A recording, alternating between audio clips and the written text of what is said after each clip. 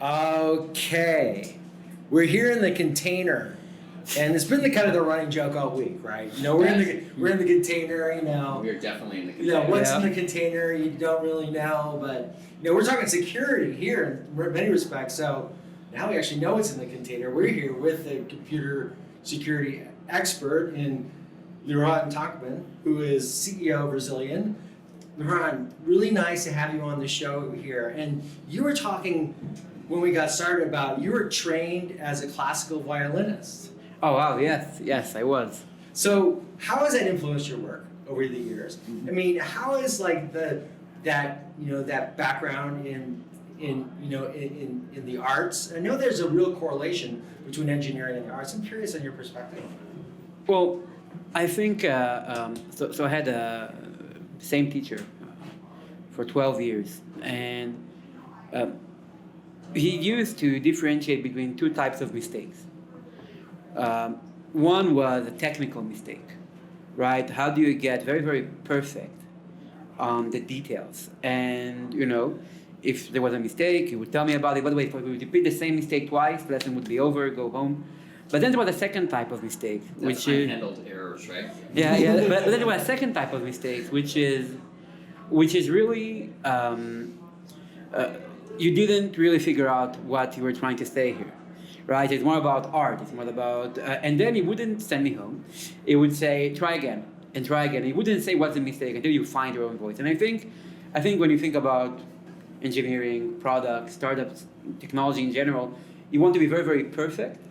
And don't do stupid mistakes. I'm talking about security, Right. But also you want to make sure people have inspiration and find their own voice. So that's how I was influenced by that. Very interesting. Corey, also joining us is Corey Scobie, CTO at Chef.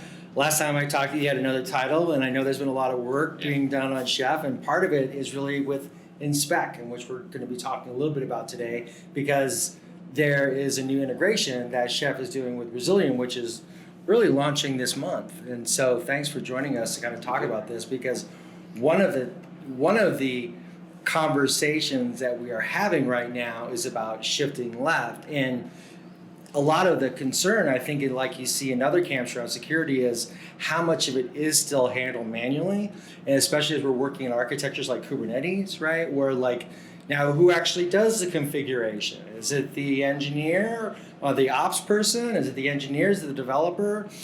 Well, the developer's thinking, well, I need to just stitch this together. So out comes the YAML, right? And boom.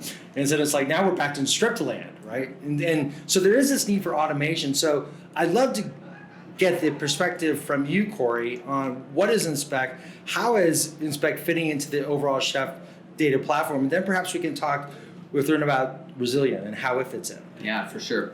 So one of the things that we've definitely seen in the last 6 to 9 months, Alex, is the emphasis on security as a part of the overall DevOps program that most enterprise customers are running has increased significantly. And I think part of the reason that Rezilion and Chef are sort of a good match is because we share a common perception or a common view of that, which is that the lack of true security automation is something that's actually hampering the ability for customers to derive the value out of DevOps. And so what we're seeing is as they employ more agile development and release processes, they're able to push new updates to their fleet, to their infrastructure, to their applications faster.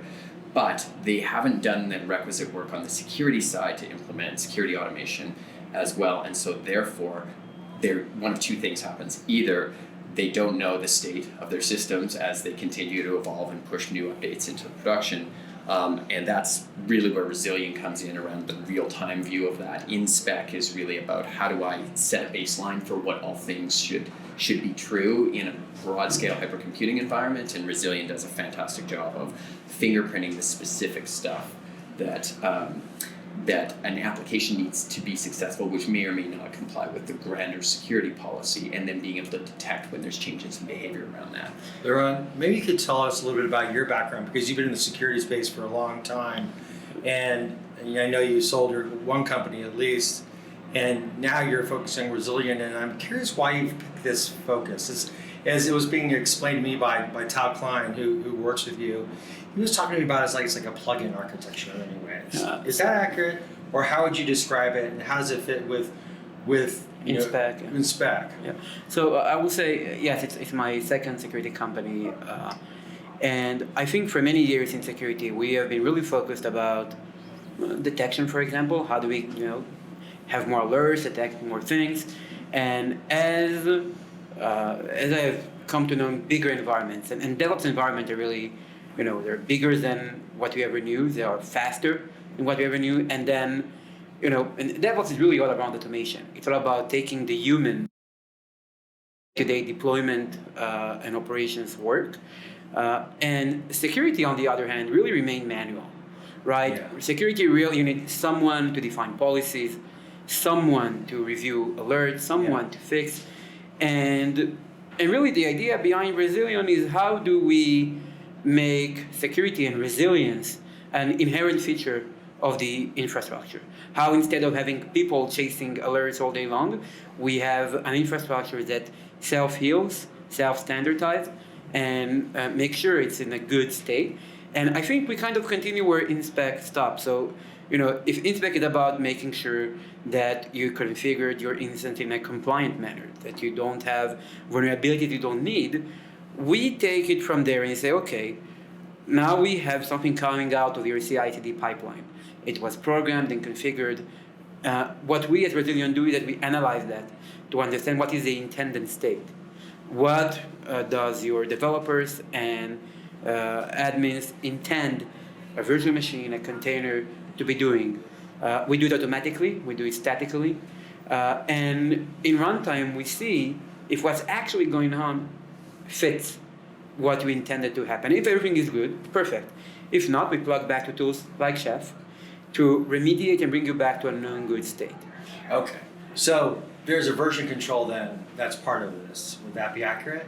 So as you push new versions, as you have something new coming to your repository, we do our automatic analysis process and we update our model of what your instance should be doing, what your VM or container should be doing. Will it automatically remediate the problem? So there are two phases, right? One is how do I make sure that I don't have vulnerabilities I don't need?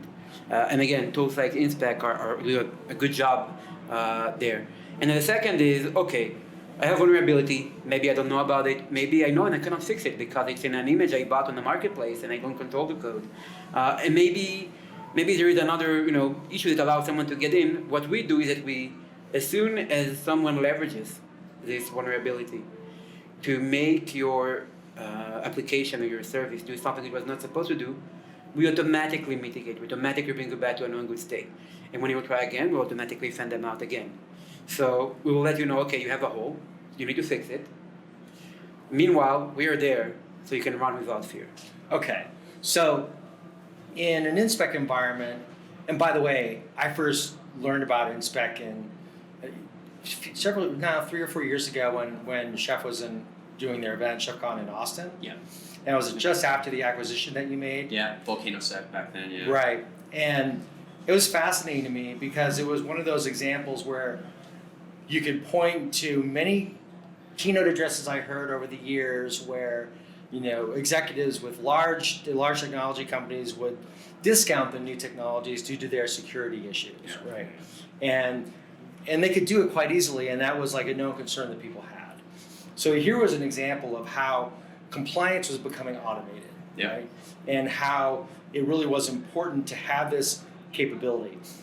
Perhaps what you could do just briefly is explain that capability and how has it affected the user's workflow? And because I think that's critical in understanding how Rezilion fits into the equation, and perhaps then we can talk about Rezilion a little bit. So if we think about that sort of the life cycle of an application, right? Part of our premise at Chef is that what you want to do is you want to build your applications based on known good baselines. So system baselines, application component baselines, right? If you're deploying a database, we know what a good security configuration for a database looks like. And so as a developer goes and assembles a bunch of components, what we what we include in that is a baseline analysis of, are they meeting the criteria of the organization from a compliance perspective? And we can do that in every single environment with InSpec, which is fantastic, right? So what that guarantees you is that right from the development phase all the way through to the production phase of your environment, it's being built to a common set of standards that you've agreed upon and can live with as an organization from a security perspective. However, the reality is that once you put that system into production, it's then very hard to realize or detect when the behavior of a system actually strays from that intended path. And so where Rezilion comes in is they pick up where sort of InSpec leaves off. Okay, so, right? Right. So right now, there's a developer who's working on a team. Mm-hmm. And InSpec is basically, doing the data analytics to be able to compare the policies to what is actually there, what actually the components. Take something real like a CIS baseline for Red Hat, right? I'm building a new application component, it's going to be deployed on Red Hat. I know that I want Red Hat configured in a certain way. The application requires an application server. I know that application server should have some certain security policy basics locked down as we start to promote code through our pipeline. For instance, probably a bad idea to have the admin console on your application server open if you're going to get it into production, something like that. And so InSpec is really about that sort of broad scale. How do I manage all of those policies and all of that compliance stance all the way into the production environment? Then you actually get that application deployed into production, and its intention is to run an app server on RHEL. And instead, what happens is somewhere in the stack, there's a vulnerability that allows somebody to come in and start executing a different program on that system, right? And that is where Rezilion picks up and is able to detect that. So how are you seeing users manually take care of these problems when they're on their team and they do detect something? What is the process that you're seeing users have to go through? So first, there are a lot of manual things that we can do before they are able to detect. So, they would be using a bunch of other tools that are around policies and rules and whitelists and segmentation rules of what's allowed to run, who is allowed to talk to who, what commands are allowed to be executed. And today, the way to do it is either to configure it manually, which is a pain, right? So you have security people configuring those policies, developers pushing code, and they clash. Or maybe you try to learn a statistical rule over time, maybe use machine learning, maybe you use heuristics. And again, as the network keeps changing, a week later, all the rules you just built are worthless. So again, you clash. So even before we talk about, hey, we detected something wrong, just getting to that point today requires a lot of manual effort. And we automate that. We are able to reverse engineer the code that you push and automatically build this policy. Then, now we have a policy out of the artifacts of the DevOps pipeline. Instead of having someone to learn it or someone to approve it or someone to write it. It's learning itself. It's a reverse engineering, yes. It's a so what do you mean by reverse engineering? So it's a static analysis, right? Think of it, there are a few ways to learn. One is to look at the history. It was doing this yesterday, it should be doing the same thing tomorrow. But in a DevOps environment, that's not true anymore. Because maybe there was a new code that was pushed, maybe things happen. Another way is to actually read what's written here, right? So if you have an artifact, it can be an executable file configuration. There is a way to statically reverse engineer it and derive from it what your developers intended your application to be doing. How do you then do that?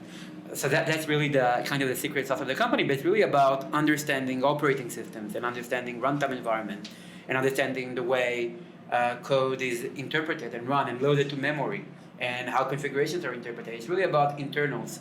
No machine learning, by the way, no statistics, just being able to understand, okay, here is this executable. Is it going to load this code to memory? Am I expecting it to communicate somewhere? Is it going to execute another process? Kind of build an attestation model based on what you have pushed for your CI/CD.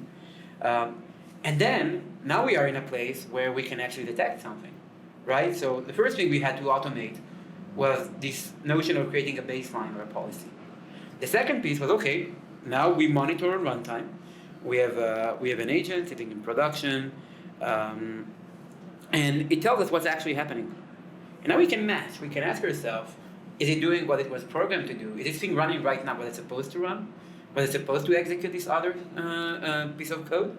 If the answer is yes, great. If the answer is no, now we have what you would call a detection, right? We have something that is happening was not supposed to happen. And the next stage is really to automate the mitigation of that. And that, again, a place where we could play nicely with Chef. So this is the missing piece then. Yeah. So a developer working on a team, would not have this ability to reverse engineer. Obviously, they don't have that self-healing capability. So they basically have to wait almost until it's in production to some, or before production, they'll see that there's a problem, and then they have to go through their traditional practices of like trying to find out where the vulnerability is and then patching it. How it happens at scale in real organizations manually now is there are systems that will detect events that should trigger some kind of a security review of something, and typically what happens is it goes into a queue and some NOC operator somewhere waits for 4 or 5 hours to figure out until it gets to while data is flowing out the door of your organization. And eventually they'll detect it, but the most often, and this is really common, is by the time you get to a system that's doing something that it shouldn't be doing, it's a forensics exercise at that point. It's no longer an intervention. Now it's a time matter. Right? And so we believe with the combined technology of Rezilion, with detection, with fingerprinting and detection, with standard baselines for security from InSpec, and with infrastructure automation and remediation through Chef and Habitat, that we can create a self-healing system, autonomous system that says, look, I detected that something's happening that wasn't by design, and I'm going to take a remediation action, kill the container, lock down the system, shut off, kill processes, do whatever you want, right? So, Right. Yeah. Right. So then how does tell me about then how the architectures then have been integrated. What are the aspects of the integration that are relevant to the end user? And so what is the work that the two of you had to do between Chef and Rezilion? So one of the things that's interesting is that Rezilion, as Liran has mentioned, relies on the artifacts of the DevOps tool chains, right, that go into it in order to create this notarized view of what the system should look like and calculate basically what they believe is the running policy of the system. Many of those artifacts obviously come from Chef, so there's an opportunity on that side to use things like cookbooks and recipes to calculate what the system configuration should be. With InSpec, we validated a bunch of things are true, so they can take an InSpec profile and create a baseline of things that shouldn't be happening on the system as a result of that, or should be happening on the system.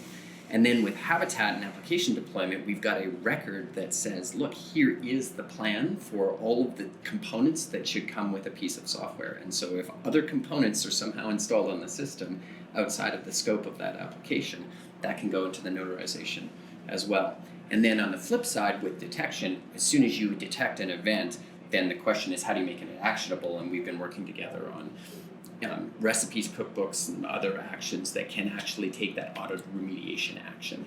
So how is Rezilion built to fit into InSpec? What is that architecture that you've developed that makes it applicable for you to not actually just create something custom, but create something that can scale to a lot of users? So before we've been talking about InSpec, we talk about the general Chef architecture. Yeah. So as Corey mentioned, just being able to deliver some of the value through Chef. So whether it is when artifacts are pushed, also we can leverage the Chef infra agent to deploy our tool to manage it. So just the first, just we get our things running that's integrated with Chef, and then again feeding that back to a recipe that will trigger some kind of healing. That's another place where we integrate. I'm not sure I answered your question, but I think you did. Okay. And so we're coming up to the end of our time. I would like to get an idea then of how then a user what would the experience be for the user then? With that architecture you developed with InSpec. What is that experience that they get? So before that, I think let's talk about the users for a second. Right. Right. We have traditionally, security companies are thinking about security analysts, and DevOps, like automation company, are thinking about DevOps people. And part of the clash is that they have separate tooling, separate views of the world, and we're talking about the manual policy setting. The thing is that today, security people are setting manually the policies. DevOps and developers are releasing code, and this is not connecting. So the first thing going to change in the experience is that this is going to be streamlined. You won't have this clash anymore. Developers are going to be able to develop and push their code and operate, and security people will know that their attack surface is as minimal as possible because they sanitize it to the maximum with Inspect, and then they lock down the environment with Rezilion. And the idea that we can grant both sides for the first time what they want, freedom, agility on one side, and then security, tightening the environment, reducing the attack surface, that's for me unique. And I think this is what we can realize together. That's interesting, and perhaps what we can conclude with is one of the conversations you hear a lot about on an event like reInvent is how there are so many attack surfaces and the number of Yes. tools that are available now. Yeah. And platforms. It's a Cambrian explosion, but I think really, the key value proposition that's differentiated here is that we actually don't, by combining forces, we can not interrupt what is happening in the DevOps space today, and also bring to that an automated security layer that's beyond anything that we've seen thus far from an automation perspective. Certainly, security analysts have been writing policies for a long time, but the question is, like, how do you get that into play? And you either have to have a developer write a bunch of code to honor the security policy, which puts those two pieces in clash. And here, I think we have this real opportunity to bring something new to the market and really amp up the whole DevSecOps space in true automation, as opposed to just like sort of mashing it together organizationally. Well, I look forward to learning more about this integration and learning more about Rezilion. That automated security layer, I think, is the key there. Yeah, absolutely. Yeah, and that's where I think we'll see a lot of action, at least from the conversation we're having with people. And speaking that, I think that speaks to what we're going to be seeing next year. So thank you both for your time. It's really nice to have you on the show, Liran. Thank you. And Corey, always great to see you. Yeah, always great. Thanks, Yeah. Alex. Thanks so Thank much. you very much. Thank you.